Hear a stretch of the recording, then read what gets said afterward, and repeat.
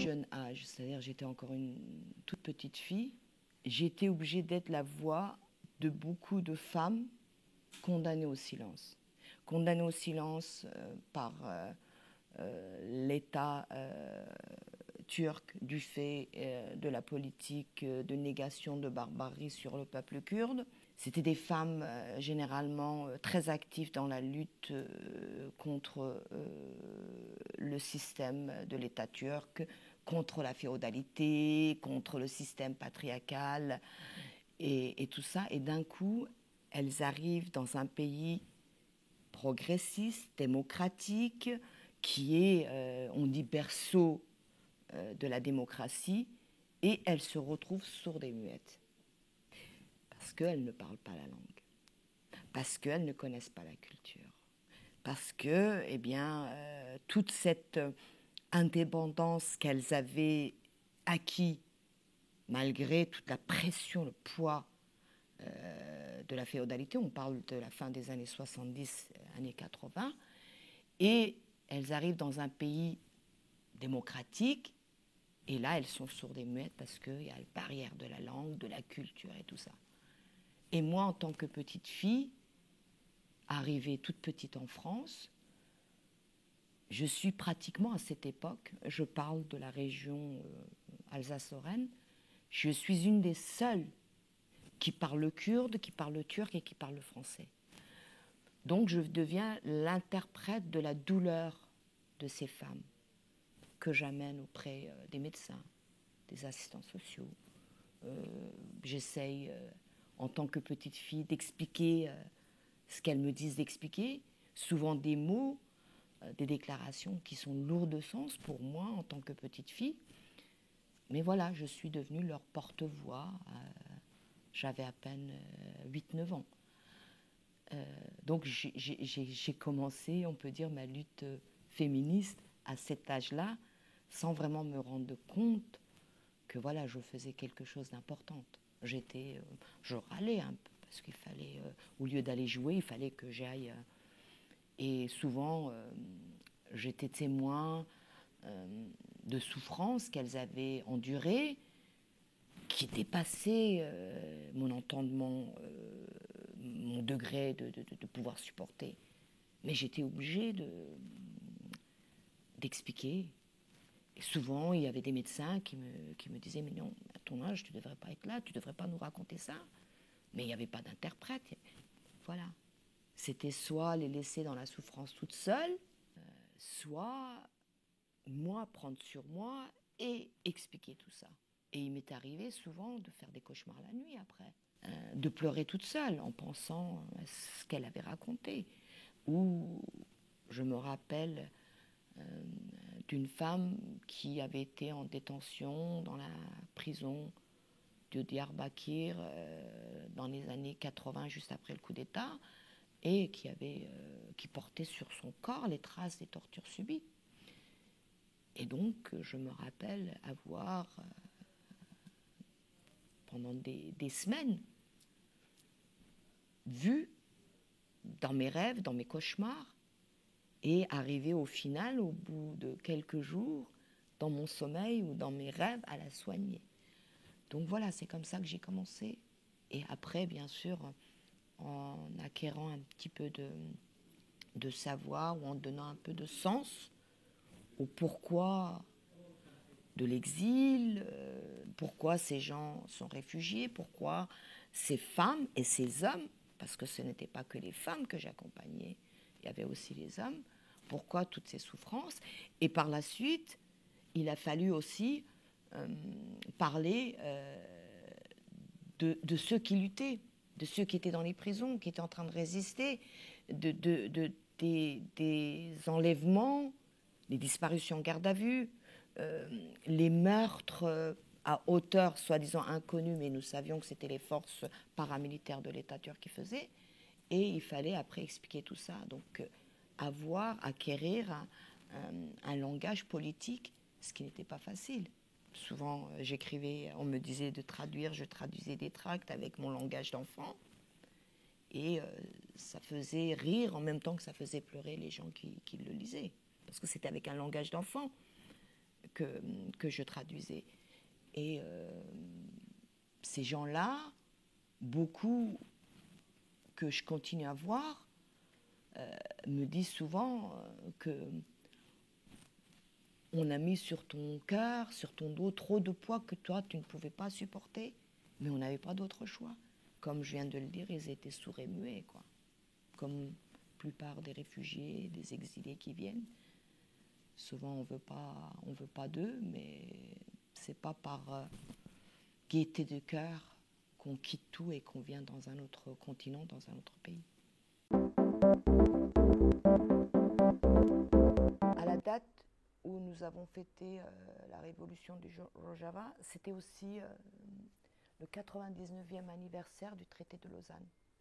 Traité de Lausanne qui est celle qui intervient après, qui est la traité qui intervient après le traité de Sèvres, qui a laissé les Kurdes sans statut, qui a amené la division du territoire entre 4 États-nations, dont 2 ont été créés, hein, l'Irak, la Syrie ont été créés après la Première Guerre mondiale, et les Kurdes se retrouvent sans statut. Donc c'était aussi un moment, au 10e anniversaire de la révolution du Rojava, d'énoncer ce traité de Lausanne et de faire de sorte que, au centenaire du traité de Lausanne, le peuple kurde, comme tous les autres peuples dignes de son nom, puisse acquérir un statut et qu'il puisse vivre dans la dignité comme tous les autres peuples. Mais au moment où nous parlons, le regard du monde entier est rivé sur l'Ukraine, à juste titre. La Russie est allée occuper un pays souverain, quels que soient les problèmes de démocratie ou autres en Ukraine, c'est aux Ukrainiens, c'est au peuple ukrainien de faire de sorte de régler ce problème. Ce n'est pas un pays externe de venir envahir et de compter pour néant la suprématie d'un État souverain. Mais tout le monde regarde l'Ukraine, parce que l'Ukraine, on dit, c'est à côté, c'est en Europe. Comme on l'a très salacement dit, ce sont des gens qui nous ressemblent. Alors que l'image que chaque individu reflète est plus ou moins différente. Mais si on regarde l'intérieur, l'âme des gens, ou qu'on se coupe un petit bout du doigt ou d'un autre endroit, qu'on soit blanc, jaune, rouge, ukrainien, kurde, africain, le sang il coule rouge. On n'a qu'un seul cœur, on n'a qu'un seul esprit. Donc l'être humain, l'apparence, en apparence est différente, mais dans la totalité, dans la globalité, elle est la même. Donc faire une différence entre Européens et non Européens et considérer que le problème des Kurdes, la révolution du Rojava, les attaques de la Turquie, la Turquie fait partie de l'OTAN, qui est le deuxième armée de l'OTAN, quand on dit les attaques de la Turquie, je suis désolée, ça va frustrer pas mal de politiques, il faut dire les attaques de l'OTAN, car il fait partie de l'OTAN, c'est l'OTAN, avec les armes de l'OTAN, c'est avec les moyens de l'OTAN que la Turquie attaque les Kurdes au Rojava, mais aussi au Sud-Kurdistan.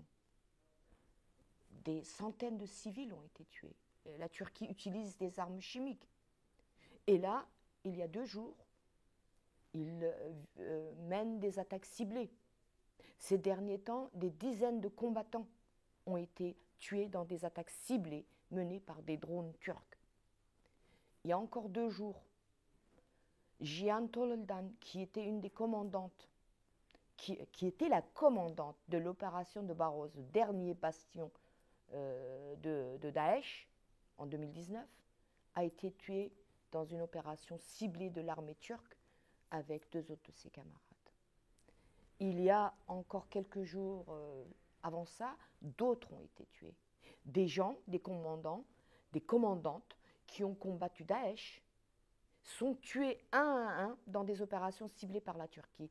Qu'on nous explique en tant que Kurde, ou qu'on nous explique en tant que Français, parce que je suis une franco-kurde, qu'on m'explique en tant que Française Pourquoi un pays qui fait partie de l'OTAN et dont Daesh est l'ennemi de l'humanité, n'est-ce pas? La France a été frappée en plein cœur. Il y a eu des centaines de morts ici. Nous avons encore les blessures béantes de Nice, de Charlie Hebdo, du Bataclan et d'ailleurs. Pourquoi la Turquie, un pays de l'OTAN, va tuer ceux qui ont combattu Daesh? Si ce n'est pas pour redonner une nouvelle vie à Daesh, si ce n'est pas pour venger la défaite de Daesh, pourquoi c'est? Quel est le deal passé entre les autres pays de l'OTAN, de l'Union européenne, pour qu'il y ait un silence total qui soit gardé sur les assassinats de ces commandantes, de ces femmes qui ont laissé une vie privée complètement de côté et qui se sont sacrifiées pour combattre pour les Kurdes, certes, mais aussi Baros, ce n'était pas une ville de Kurdes, il n'y avait pas de Kurdes là-bas. Raqqa, où des milliers de Kurdes sont morts, c'était une ville arabe. Membic, où mon fils, combattant du PKK, avait été grièvement blessé, est une ville arabe. Les Kurdes sont allés combattre pour anéantir Daesh, pour pas que Daesh puisse faire du mal aux autres peuples, parce qu'au Rojava, il y a des Arméniens, il y a des Syriaques, ce qu'on appelle des chrétiens d'Orient, il y a des Yézidis, il y a des Turkmènes, il y a, que les autres me pardonnent si j'oublie, les Arméniens et d'autres peuples qui, depuis des siècles, vivent ensemble et que là, c'est devenu invivable parce que si on est différent, on se fait égorger et la Turquie aide ces égorgeurs et la Turquie est vraiment les bras, les mains, le cerveau de Daesh. Alors qu'on nous explique, que la France m'explique à moi, en tant que franco-kurde, en tant que mère, en tant que personne qui lutte contre l'obscurantisme, contre l'obscurité, à moi, citoyenne de la France des Lumières, pourquoi la Turquie assassine ceux qui combattent Daesh, qui ont combattu Daesh et qui continuent à combattre parce que Daesh est en train de reprendre des forces et commence à attaquer de nouveau, mener des actions suicides, qu'on nous explique pourquoi personne ne dit rien, ne fait rien. Quel est le deal avec la Turquie? Parce que demain, dès que Daesh, elle nous sera, et les autres, toutes les autres groupes salafistes, extrémistes, ceux qui utilisent la religion pour tuer au nom de Dieu, au nom de Allah, vont venir s'attaquer. Le premier pays qui va venir s'attaquer, ça va être la France. Parce qu'ils ont une haine de la France qui n'est pas explicable. On n'arrive pas à expliquer. Ils s'attaquent à d'autres pays d'Europe, mais c'est nous, la France, qui avons été le plus visés. Allez, qu'on sacrifie les Kurdes pour l'intégration de la Finlande et de la Suède pour entrer dans l'OTAN. Qu'on fasse encore des pourparlers sur le dos des Kurdes. Qu'on sacrifie des réfugiés politiques kurdes, qu'on les envoie à leurs dictateurs, à leurs, à leurs bourreaux en Turquie. Allez, on va dire, bon, bah, écoutez, c'est la réelle politique, on arrive encore, même si c'est inconcevable, on arrive encore à comprendre. Mais assassiner tous les cadres qui ont combattu Daesh et qui sont prêts à recombattre Daesh si celui-ci se mettait sur les rails, la Turquie les tue un par un avec les armes de l'OTAN et tout le monde se tait. Demain, Daesh, il a fait plusieurs attentats suicides ces derniers temps. Ça veut dire qu'il prend de la graine. S'il s'attaque de nouveau au monde, qui va aller les combattre? On va envoyer 2-3 avions, vous pensez que ça va être suffisant? Ceux qui sont morts au sol, ce sont les Kurdes. Par la suite, les forces démocratiques syriennes, parmi lesquelles il y avait justement les Syriaques, les Arméniens, les Arabes et tout ça. Mais 12 000 Kurdes sont morts. 12 000. On dit le prunelle de nos yeux, on a perdu là-bas. Pour éviter que les femmes ne deviennent de nouveau des esclaves sexuels, on n'a pas oublié ces femmes yézidis qui ont été vendues sur les marchés. On veut faire de nous, ici, en Europe, ceux qu'ils ont fait aux yézidis, ceux qui veulent faire à ces femmes qui disent « nous avons la liberté de nous couvrir ».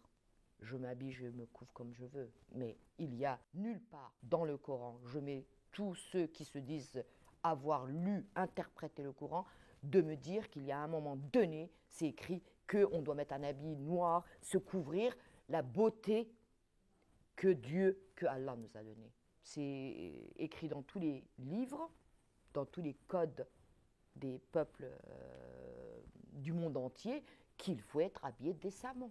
C'est la même chose qui est écrit dans le Coran.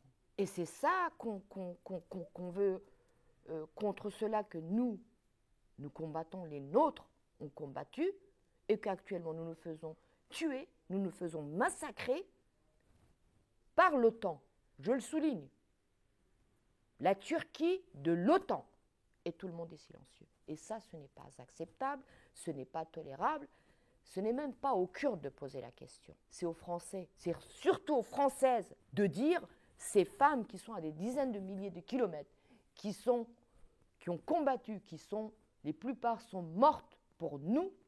Pourquoi maintenant la Turquie d'Erdogan, islamiste avéré, soutien logistique, militaire, monétaire de Daesh, elle, Nusra et tous les autres frères musulmans, les tue et que nous ne disons rien. Qui peut décider à notre nom? Pourquoi on ne s'interroge pas, par exemple, pourquoi on ne pose pas la question, ou pourquoi des milliers de femmes n'envoient pas des missives, des lettres, des courriers au Quai d'Orsay pour demander c'est quoi cette politique extérieure de la France qui fait que nous nous rendons coupables par notre silence, par notre inaction, de l'assassinat de ces héroïnes, de ces Amazones des temps modernes, de ces femmes kurdes qui ont combattu, qui ont brasé l'obscurité pour nous, et que pendant que nous, on était assis sur nos sièges bien chauds, au frais. Il faut qu'on se pose la question. On ne peut pas, à un moment donné, de dire ils sont là-bas, ils meurent là-bas. Non, ils ne sont pas si loin que ça. Ils ont semé leurs graines aussi en Europe, en Occident. Ils sont partout. Si on n'assèche pas, comment on appelle ça, hein, l'endroit qui est en train de développer ces microbes, eh bien, elles vont proliférer ailleurs. Elles prolifèrent sur nos terres ici. Donc, nous aussi, nous avons, pour notre intégrité, pour notre sûreté ici en France, un devoir moral, un devoir éthique, un devoir citoyen, un devoir étatique de tenir tête à la politique sans queue ni tête de la Turquie. Parce que la Turquie veut de nouveau tracer, à l'arrivée du 100e anniversaire de Lausanne, les frontières de l'Empire ottoman à jamais perdues. Aller jusqu'à l'Algérie, le Portugal et tout ça. Ce n'est pas un projet que seulement j'anéantis les Kurdes. Il veut anéantir les Kurdes et s'installer là. Installer des djihadistes en chassant les Kurdes et installer des djihadistes.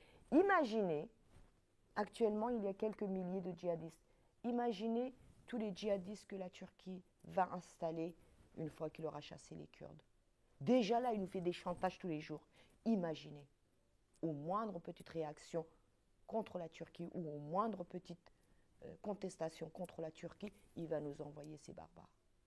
C'est de ça qu'il est question et qu'on refuse de voir.